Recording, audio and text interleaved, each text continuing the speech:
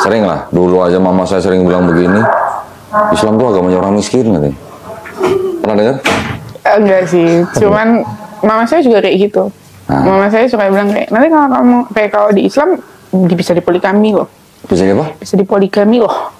Ada nggak orang Chinese yang poligami istri banyak? Saya tanya. Ada nggak ya? Coba, enggak kan?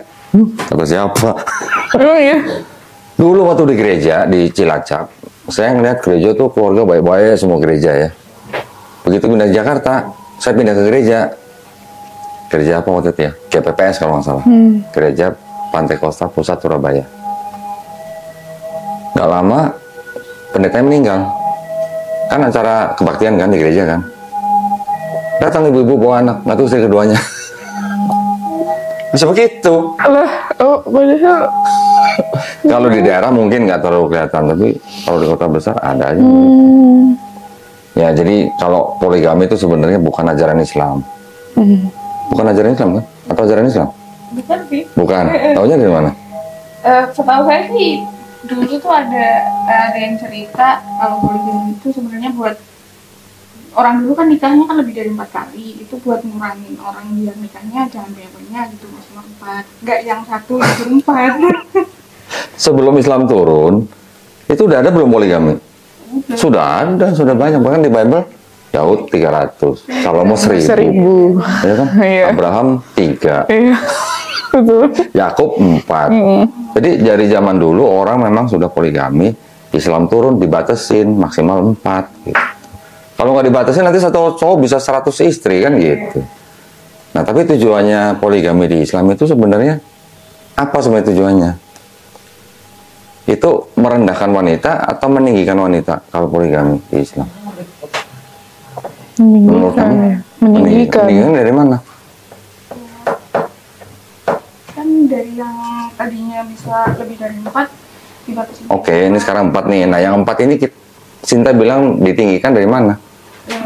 Disuruh adil kan. Satu adil. Kedua? Kan statusnya sama semua kan? Istri yang sah kan? Kalau istri yang sah berarti dapat warisan, dapat nafkah, dapat sandang, pangan, papan yang sama gitu. Tapi kalau misalnya istrinya 2, terus mistresnya 2 gitu, yang ini kan nggak ada statusnya.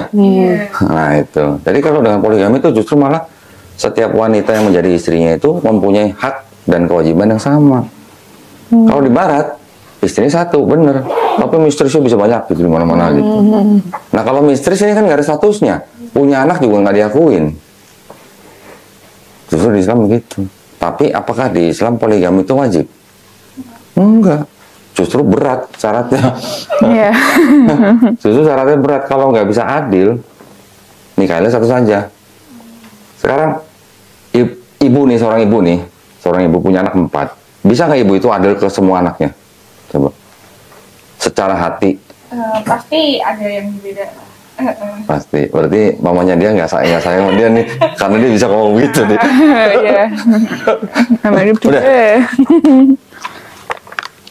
Betul nggak? Ternyata di sebelah sini.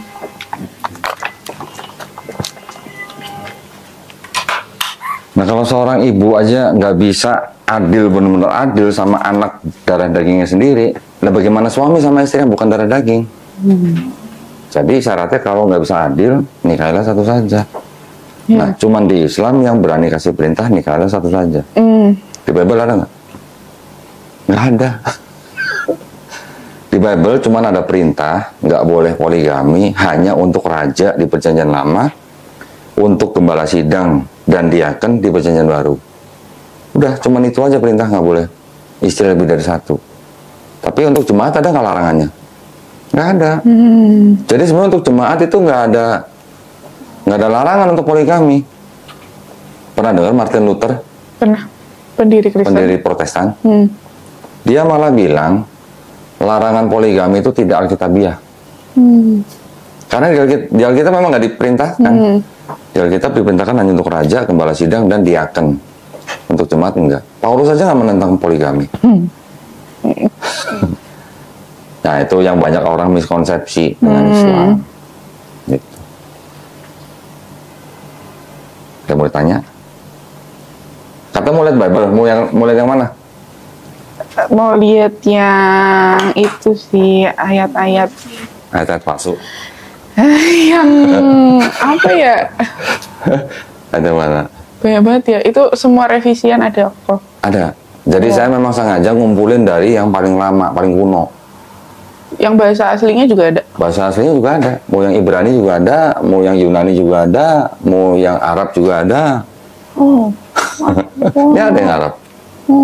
Arab ada terjemahannya. Ini yang Ibrani. Ini Ibrani juga. Ini yang Yunani. Ini Yunani juga. Ini yang malah pernah lihat Bible ini nggak? Wow.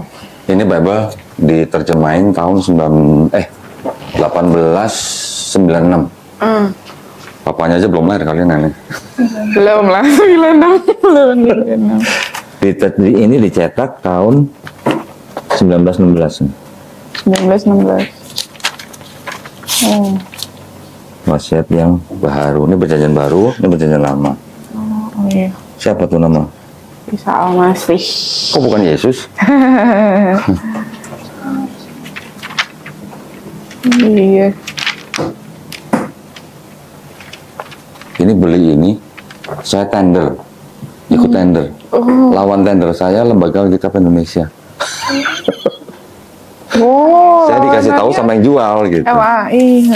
Iya. Wow. Jadi saya yang dapat. Berarti ini bukunya nggak banyak. Minggu. Ini masih belum ada tulisan Alkitabnya. Ada sebenarnya, cuman dia nggak diwarnain, dia kan pakai hardcover.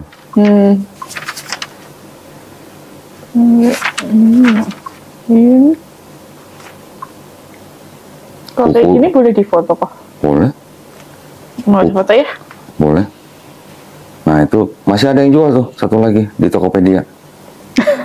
Kalau mau beli, Kerin boleh. Enggak. Murah kok. Nih, 65 juta. berapa nih? 65 juta. 65 juta, mahal banget ya. Satu ini. Kalau Kerin dulu belajar Bible-nya gimana? Oh, kebetulan aku yang Nggak ikut pendalaman? baca, ya. Nggak pendalaman? Ya? Kebetulan dan keluarga saya tuh pelayanan banget. Papa sekarang posisinya juga ketua lingkungan. Waduh. Adik ketua OMK. Waduh. Mama lektor. Waduh. Terus sama-sama ikut pelayanan KOR. Waduh. Cuman saya sendiri yang enggak. Terus kalau anaknya masuk Islam gimana? Mungkin Sinta nggak pernah bayangin gimana orang yang dari kekristenan, apalagi yang aktif seperti keluarganya Karin, keluar dari Kristen masuk Islam rasanya gimana? Mungkin Sinta nggak pernah bayangin. Ada yang dibuang, ada yang disekap, disekap dalam rumah loh, nggak boleh keluar. Ada yang dicoret dari harta warisan, bahkan ada yang dicoret atau dibatalkan akte lahirnya. Saya nggak. Bener. Saya ada mualaf tinggal di sini 6 bulan. Orang tuanya kaya, ibunya punya hotel, ibunya punya rumah sakit, bapaknya punya kontraktor besar. Keluar dari keluarga, dari Kristen masuk Islam, ketahuan, diusir sama keluarganya, akte kelahirannya dibatalin. Terus dicoret dari daftar harta warisan. Di sini 6 bulan kan, tapi namanya ibu ya, namanya ibu sama anak. Anaknya mau gimana kan pasti ibu nggak bisa lepas lah ikatan batin ya. Kalau sama bapak mungkin masih bisa lah ya. Ibu nggak bisa lepas ikatan batin. Jadi akhirnya ibunya sendiri yang menghubungi dia. Ya kan? Kamu gimana? Gini, ya walaupun masih judes gitu lah ya. Begitu saya tahu mualaf saya dihubungin sama ibunya di Bandung, saya bilang kamu segera pulang ke Bandung. Segera pulang, saya bilang. Kalau nggak punya duit saya kosin. Ngapain? Samperin ibu, cium tangan, kalau perlu cium kaki, saya bilang. Bener, dia pulang. Ya nggak tahu lah di mana di sononya gimana, saya nggak diceritain detail lah ya. Tapi alhamdulillah akhirnya sekarang dengan keluarganya baik-baik saja. Alhamdulillah. Saya ajarin cium kakinya saya bilang kalau perlu. Karena di Islam kita wajib menghormati ibu 3 kali lebih tinggi daripada ayah. Di Islam. Betul kan? Nah, kira-kira kalau boleh saya tahu latar belakangnya Karin mau masuk Islam karena apa? Itu sih, kan sebenarnya Mau nikah? enggak. Nah, benar. Bukan karena itu. Enggak. Biasanya kalau nggak karena nikah, Iya. nanti kalau ditayangin di YouTube banyak yang daftar. Bener. Tapi enggak. Ya, maksudnya bukan karena mau menikah kan? Bukan. Oke, terus karena apa? Karena takut. Takut apa? Takut sama dunia. Akhirnya. Alhamdulillah. Berarti ini disamperin hidayah berarti namanya kalau gitu. Tapi sudah berani meninggalkan agama lamanya, maksudnya karena sudah menemukan kejanggalan atau bagaimana? Iya. Boleh. Kejanggalannya apa? Sebenarnya dari setahun yang lalu itu saya memang ada yang bilangin ke saya, kok agama kamu tuh kayak gini gitu kan? Iya, iya. Yang enggak, bukan bukan. dia. Pacar saya. Oh pacar. Pacar Muslim? Ya. Oh, oke. Terus? Benar. Jadi dulu waktu itu sempat dibilang kayak, kamu tahu nggak berita yang tentang paus itu mendukung LGBT? Nah dari situ itu. Oh. Dari situ akhirnya, karena kan Terus? kita posisinya jauh nih, tapi Oh, kita sering ini ya, apa namanya? LDR. LDR ya? Ya. LDR. Tapi kita sering nonton film yang ya tentang kayak gitu-gitu kan. Tentang Kayak- LGBT? Enggak, tentang kayak debat-debat. Oh, debat. Gitu, Ya, ya sih. terus? Terus akhirnya dari situ pelan-pelan, mungkin waktu awalan saya juga kayak bilang kayak masih menolak juga, kayak dia juga ngobrolin yang ke arah tentang Katolik kok kayak gini sih, gini saya juga masih kayak yang nolak juga, kayak nggak usah lah bahas-bahas agama. Saya juga pernah bilang kayak gitu, kayak nggak usah lah kayak gitu. Saya juga nggak mau tahu gitu loh isi Bible apa, karena kan ya saya juga kebetulan yang nggak mau baca Bible setebel itu juga kan, kayak saya juga mau cari tahu juga kayak males banget. Ya kan? Ini tebalnya segini ya? Ya. Ini perjanjian lama, perjanjian baru kan? Ya. Ini segini nih. Ini juga perjanjian lama, perjanjian baru. Cuman tambah deuterokanonika. Bandingin tebalnya. Iya, beda banget, banyak banget yang hubungnya. Tapi kenapa nggak mau baca Bible? Karena tebel, mager. Sebenarnya. Karena Iya. tebal belum pernah lihat ini kan? Terus? Salah kayak saya kan kayak mau membaca tuh tipikal yang kayak nggak paham banget gitu. Kayak kalau kita juga kalau misal saya ke gereja nih, saya kan sering ya pokoknya kalau di Semarang posisinya saya pasti ke gereja karena Ya. kalau nggak di gereja dimarahin papa saya. Iya. Paham. Iya. Terus? Terus kalau misal ada Romo nih bacain kitab suci, itu saya juga nggak paham. Saya nggak paham banget gitu. Mungkin dulu kecilnya jarang ikut sekolah minggu kali ya? Sekolah minggu, cuman kan kalau Katolik sekolah minggu kayak yang cuman ya gitu-gitu aja. Iya sih. Beda sama sekolah minggu. Nggak pernah ikut Kristennya. ini, apa, katekisasi atau apa gitu? Enggak, kebetulan itu sih saya tuh juga dari kecil kayak yang disuruh-suruh buat ikut ini, ikut itu, ikut ini, ikut itu. Cuman saya waktu itu akhirnya mengiyakan cuman yang lektor. Sama saya pernah ikut Young Girl Camp gitu. Kayak emang yang isinya cewek semua waktu itu. Terus waktu saya ikut itu juga ya karena itu udah disuruh papa mama saya berkali-kali, karena kebetulan papa saya ikut teologi, mama saya juga yang ikut ada Braveman, ada CAP, kursus evangelisasi pribadi itu. Waduh, iya. Yang emang yang pelayanan kayak gitu-gitu ya. Jadi saya disuruh-suruh kayak gitu kan. Adik saya juga, dan kebetulan sekarang adik saya juga udah jadi akhirnya karena udah disuruh-suruh macam-macam sekarang udah ketua OMK. Waduh. Ya. Nah, saya nggak bisa bayangin nanti papa mamanya gimana kalau dia masuk Islamnya. Iya kan, saya juga takut banget sebenarnya. Tapi boleh takut, tapi jangan kebanyakan takutnya, karena belum tentu terjadi. Iya benar. Masih banyak yang begitu, awalnya takut, tapi giliran menghadapi ternyata nggak seperti yang dibayangkan. Ya memang tetap ada kemungkinan, tapi tidak 100% terjadi gitu lah. Soalnya kan kedua orang tua saya keras, dua-duanya keras banget. Tapi kan sekarang kan Karin sudah dewasa. Iya betul. Sudah dewasa, sudah mandiri. Mungkin nggak 100% mandiri lah ya, tapi kan sudah bisa cari nafkah sendiri. Iya benar. Ya memang orang tua pasti, marah pasti. apalagi kalau pekerja gereja. Bukan apa-apa, malu kan sama teman-teman gerejanya. Iya benar. Iya kayak misal saya juga kalau misal kan ada latihan kor di rumah saya juga itu kan yang ikut cuman adik saya, papa saya, mama saya selalu ditanya Karin kemana, gitu pasti ya. Pasti. Karena sistem kekeluargaan di gereja itu memang jauh lebih apa ya? Jauh lebih erat daripada di masjid.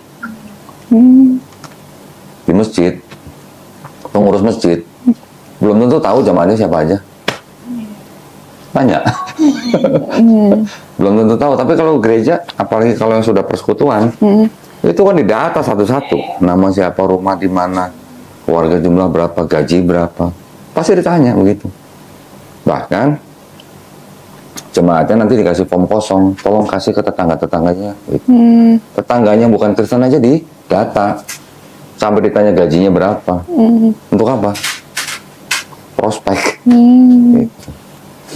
Saya pernah ceramah di satu masjid besar di Pasar Minggu. Imamnya mantan imam masjid di Houston, Amerika Serikat. Oh, keren dong, saya bilang. Udah gitu masjid yang di Pasar Minggu itu punya sertifikat ISO 9001. Keren nggak? Keren. Tapi udah saya tanya, Ustaz punya data jamaah nggak? Nggak ada. Nggak ada. Begitu saya ceritain kalau di gereja begini-begini, kaget ya. Itu ya. Gitu. Nah, tapi maksud saya, oke, Karin sudah tidak terlalu familiar berarti dengan Bible ya? Iya, setelah dengar-dengar kan saya juga akhirnya baru tahu itu setelah dengar-dengar kayak apologet yang debat. Nah, dari situ saya baru tahu. Tapi maksudnya doktrin Kristennya sendiri paham? Doktrin itu maksudnya ajarannya paham? Iya, tentang kayak yang Trinitas gitu-gitu ya. Iya, Trinitas, kasihilah musuhmu. Enggak banget juga sih. Saya memang ya gimana ya, itu kan ajaran yang memang diajarkan dengan cara doktrinisasi. Jadi bukan untuk orang mengajak berpikir, tapi imani saja. Iya benar. Biasanya Romo, pendeta kalau ditanya, mereka kan jawabnya begitu, bagaimana aja gitu. Beda sama di Islam. Kalau di Islam, di Quran itu juga disebutkan bahwa kita kalau menerima informasi, satu kita harus cek valid enggak. Kedua, kalau kita memilih kita harus bandingkan, bukan cuma asal terima gitu. Kalau kita bandingkan berarti kan, nah, kalau mau beli apa aja kan pasti milih kan. Mau beli bando juga pasti milih kan. Apalagi ini jalan keselamatan gitu Pak, hanya harus dipilih-pilih.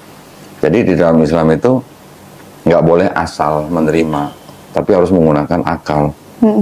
Banyak sekali ayat-ayat di dalam Quran ratusan, di mana Allah Subhanahu Wa Taala berfirman, ini bahasa Jakartanya nih, lu nggak mikir gitu, lu nggak punya otak, gitu. Lu nggak bisa merenung gitu loh, kurang lebih begitu ya. Untuk umat manusia, bahwa Allah Subhanahu Wa Taala sebagai pencipta tuh sudah menciptakan ini dengan segala keajaibannya, yang ternyata sinkron dengan sains zaman sekarang. Manusia disuruh berpikir gitu. Dengan segala keajaiban di dalam Quran mengenai sains yang sudah dibuktikan zaman sekarang, kita harusnya bertadabur gitulah, memikirkan, merenungkan kekuasaan yang menciptakan kita. Nggak usah jauh-jauh. Kita buka pintu aja, kita lihat hujan, siapa yang bisa bikin hujan gitu. Ya kan? Di Quran juga disebutin bahwa hujan itu berasal dari laut, dari air yang diangkat ke langit jadi awan. Awan itu berat, dia membawa air bertonton loh ya, kalau kita sekarang lihat di sains loh. Awan itu bukan ringan walaupun dia mengambang di udara, tapi itu sebenarnya bertonton itu beratnya. Kok bisa gitu loh, sesuatu yang bertonton itu bisa ngambang di langit gitu. Quran sudah menyebutkan 1400 tahun yang lalu.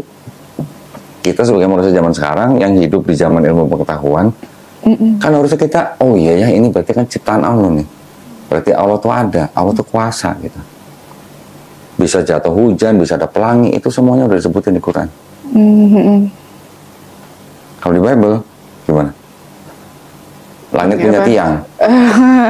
Tiang awan itu ya. Iya. Jadi begitu. Jadi tidak semua informasi yang di Bible itu salah, tidak. Iya, betul. Masih ada sisa-sisa firman Tuhan dalam Bible. Tetapi Bible ini sudah ada campur tangan manusianya. Sudah banyak campur tangan manusia, sehingga sudah tidak murni lagi. Kalau kita baca dari Kejadian, ya, sampai Yesus, Kejadian berarti kan, kalau Perjanjian Lama kan Kejadian sampai Maliaki. Yesus kan 4 gospel, Matius, Markus, Lukas, Yohanes. Dari Adam sampai Yesus, kalau kita mau ambil kesimpulan aja, kesimpulan yang gampang aja. Pesannya apa sih? Mereka itu, orang-orang yang diceritakan dalam Bible, pesannya tuh hampir sama dengan pesan di dalam Islam sebenarnya. Pesannya Tuhan itu hanya satu gitu. Tuhan bukan manusia. Tuhan bukan anak manusia. Masakan ia berfirman terus dia mengingkari gitu. Nanti ada lagi pesan Tuhan itu tidak bisa berubah. Tidak bisa jadi makhluk gitu maksudnya. Tidak bisa jadi manusia gitu. Di Perjanjian Lama tuh ada jelas. Kalau bersalah, berdosa, harus apa? Bertobat. Nggak ada cerita harus ada yang mati di atas kayu salib untuk nebus dosa, itu nggak ada. Yesus sendiri nggak pernah ngajarin dosa waris. Karena nggak pernah baca mungkin ya, jadi saya review gitu ya. Review secara global aja. Coba kalau kita buka nih.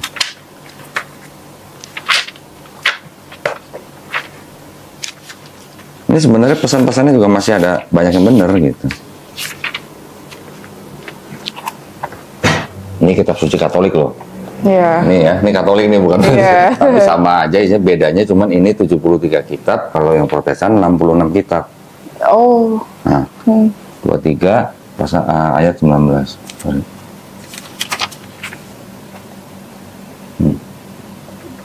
Allah bukanlah manusia. Nah, jelas nggak? Terus ada di belakang nih. Di Maliaki, KB, Manusia.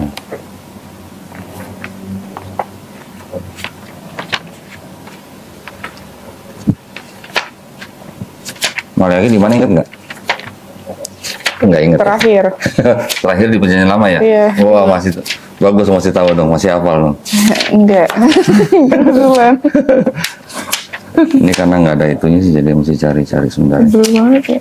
Karena ini ada catatannya. Nih Maliaki kan. Oh, iya. Maliaki 3 ayat 6 kalau nggak salah. Apa nih? Tuhan, Aku Tuhan bahwasanya aku Tuhan tidak tidak berubah. Dan kamu dan aku tidak akan jelas kan? Tuhan bukan manusia, Tuhan bukan anak manusia, Tuhan tidak berubah. Kok tiba-tiba di Perjanjian Baru kok ada manusia yang dianggap sebagai Tuhan gitu? Kan itu udah kontradiksi, Perjanjian Lama, Perjanjian Baru. Iya. Padahal Yesus di Perjanjian Baru pesannya apa? Ke bangsa Israel. Matius 4 ayat berapa nih? 10, mana 10? Matius 4 10 mana? Ini 15 gitu. Ya, sebelum 8, 9, 10. Nyala iblis. Sebab ada tertulis Waktu engkau Yesus harus menyembah Tuhan Allahmu. Waktu dicobain sama iblis, Yesus bilangnya apa? Iya, nyala iblis. Sebab Harus ada menyembah tertulis engkau harus menyembah Tuhan Allahmu. Tuhan Allahmu. Terus di sini dibilang apa lagi nih? Di Markus.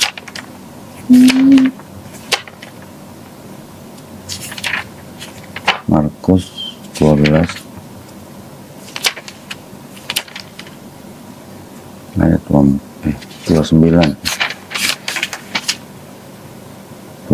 mana? Ini kok 37? Oh ini nih 29 di sini. Ya, Apa nih? hukum terutama ialah dengarlah hai orang Israel, Tuhan Allah kita, Tuhan itu Esa. Nah, Tuhan itu Esa. Kok kenapa ya nggak bilang Yesus aku nih Tuhan yang Esa gitu? Iya, nggak ada. Beda ya? Iya. Ada di Matius begini nih. Ini lebih jelas lagi nih. Utusan. 18. Ini berapa? 18 kan ya? Ayat berapa nih? 1 ayat 3 coba. Ia berkata, apa? Aku berkata kepadamu, sesungguhnya jika kamu tidak bertobat dan menjadi seperti anak-anak kecil ini, kamu tidak akan masuk ke dalam kerajaan surga. Tuh. Jadi untuk masuk kerajaan surga perlu apa? Cuman perlu apa? Bertobat kan? Dan menjadi seperti anak kecil ini. Menjadi seperti anak kecil maksudnya gimana sih? Polos gitu ya? Betul nggak? Bertobat bilangnya. Terus kan tiba-tiba di surat-surat Paulus, you nggak akan selamat kalau nggak percaya Yesus sebagai Tuhan dan Juru Selamat yang udah mati di atas salib. Iya. Betul. Ada perbedaan gitu loh. Iya. Paulus bilang kalau nggak ada dosa yang sudah dilakukan oleh Adam dan Hawa, makanya apa? Kalau tidak ada dosa itu, makanya kita tidak berdosa. Jadi maksudnya ada dosa yang menjalar dari Adam Hawa ke kita gitu. Ke setiap bayi yang lahir tuh udah bawa dosa waris. Iya. Jadi kalau bayi yang lahir sehari 2 hari meninggal, kira-kira masuk surga masuk neraka? Neraka. Kalau menurut Paulus. Menurut Paulus. Tapi kalau menurut logika kita, apa iya Tuhan Betul. adil nggak sih? Baru lahir kok masuk neraka gitu loh, karena bawa dosa. Tahu dosa juga enggak gitu bayinya. Gitu loh maksudnya. Jadi di dalam satu kitab ini memang ada doktrin yang berbeda. Kenapa berbeda? Karena yang perjanjian lama itu sebenarnya punya orang Yahudi. Iya. Orang Yahudi itu betul-betul murni monoteis. Tuhan cuma satu, nggak ada yang lain gitu. Karena perintahnya apa? Di Keluaran 20. Di 10 perintah Allah kan ada sebenarnya. Bentar ya. Saya ambil aja. 10 perintah Allah kan ada di Keluaran. Setelah Kejadian. Keluaran 20.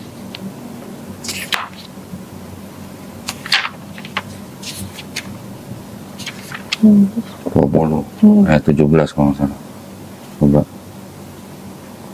Jangan apa? Jangan mengingini rumah Sebenarnya dari sini yang iya, yang ini ya. hormatilah sebelumnya sebab yang hukum pertama. Sorry.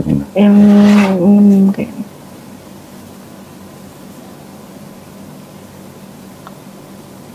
nih. Ayat 23 tuh. Jangan ada padamu Allah lain di hadapanku. Sinta mungkin bingung, kok jangan ada Allah lain gitu. Mungkin bingung kalau orang Islam. Kenapa? Karena kalau di Islam, nama Tuhan Sang Pencipta itu adalah Allah. Iya, Allah. Kalau di Kristen, di Bible Kristen, mereka pakai kata Allah.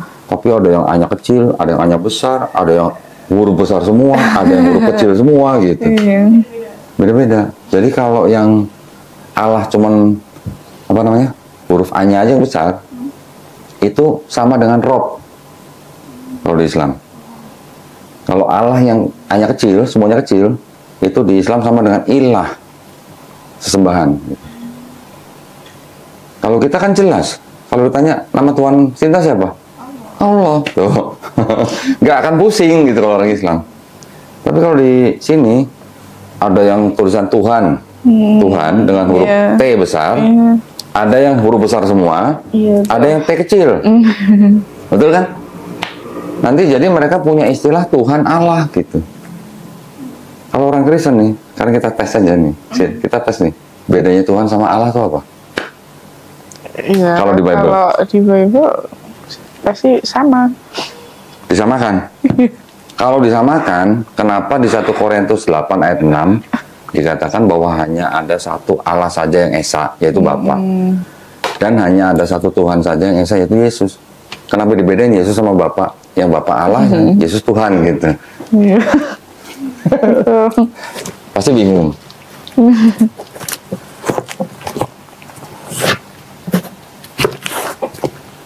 Jadi sebenarnya Paulus sih sebenarnya nggak apa ya? Sebenarnya Paulus tuh nggak menganggap Yesus sama dengan Bapa. Kan Yesus punya, dianggapnya kan Yesus kan punya Tuhan namanya Bapa. Disebut Allah gitu kalau di Bible. Paulus itu menganggap Yesus itu bukan Bapa, tapi hanya pengantara. Ya. Cuman Paulus ini kan mengajarkan sesuatu yang tidak diajarkan oleh Yesus gitu, yaitu dosa waris gitu. Tetapi Paulus tidak menganggap Yesus sama dengan Bapa gitu. Tapi hanya pengantara gitu. Jadi ada perbedaan hierarki gitulah. perbedaan otoritas gitulah. Karena kan Paulus bilang begini, kepala dari wanita dalam hal ini istri itu adalah suami atau laki-laki. Kepala dari laki-laki adalah Kristus. Pernah baca? Kepala dari Kristus adalah Bapa. Berarti ada tingkatan hierarki kan? Nah, berarti Paulus menganggap Yesus tidak sama hierarkinya dengan Bapa. Beda situ, tapi sama gereja kan diterjemahkan lain. Sama gereja ditafsirkan lain. Yesus itu adalah Allah yang sedang berkarya di bumi gitu. Tuhan itu artinya menurut orang Kristen, Tuhan itu artinya Allah yang sedang berkarya di bumi gitu, yang sedang jadi manusia gitu. Jadi banyak kebingungan nantinya pasti. Iya, Pasti banyak kebingungan.